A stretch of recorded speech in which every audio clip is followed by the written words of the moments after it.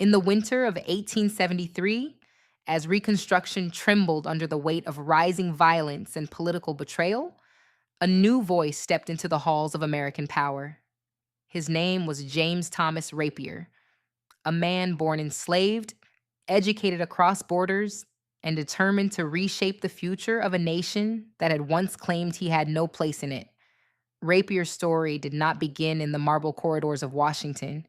It began in Florence, Alabama, where he entered the world in bondage, yet refused to let the limits of his birth define the boundaries of his destiny. His family fought for education wherever it could be found, sending him first to Canada, then to Ohio, then to Scotland, gathering knowledge like armor for the battles ahead. By the time he returned to the American South, Rapier was not simply educated, he was formidable. A landowner, a businessman, a strategist, a man who understood that freedom meant nothing without power, and power meant nothing without protection.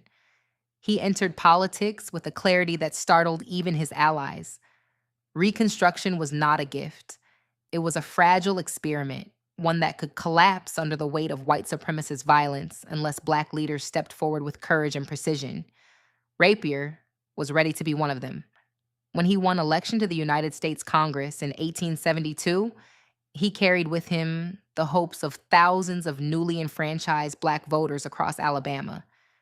Many had walked miles to cast ballots under the threat of the Ku Klux Klan. Many had never before seen a Black man hold federal office. Rapier understood the magnitude of their trust. He arrived in Washington with a mission: to secure federal protection for Black voters across the South.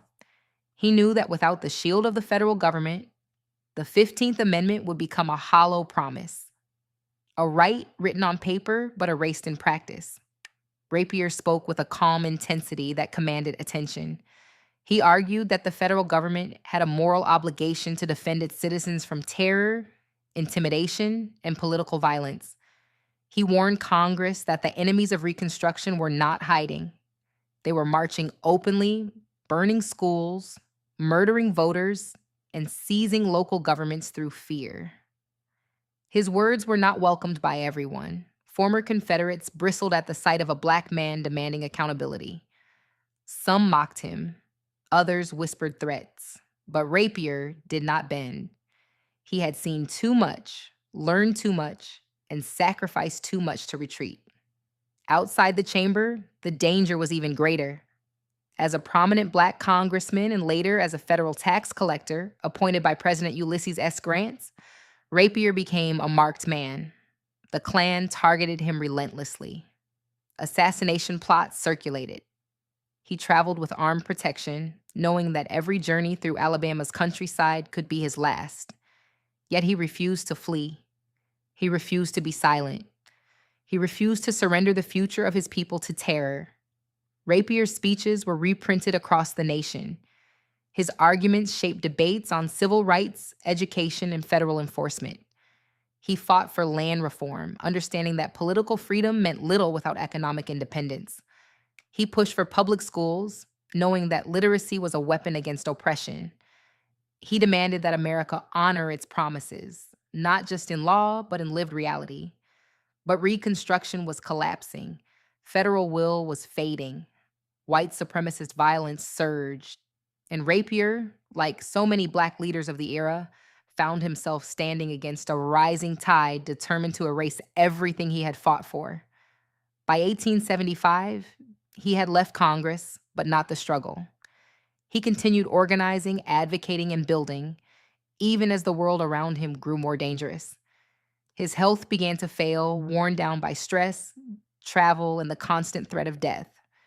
In 1883, at just 45 years old, James T. Rapier died. A brilliant mind extinguished far too soon. His enemies celebrated his passing. His allies mourned quietly.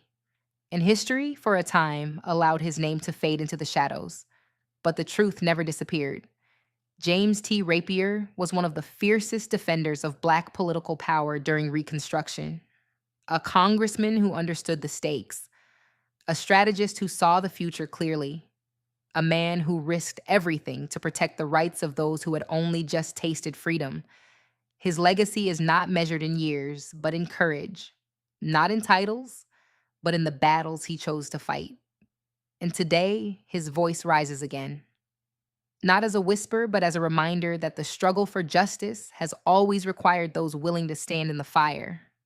This is the story of James T. Rapier, statesman, defender, and one of the great architects of Black political power they tried to erase during the Reconstruction era in America. They buried these stories for a reason, because once you know how Black power rose, you can see exactly how it was taken away.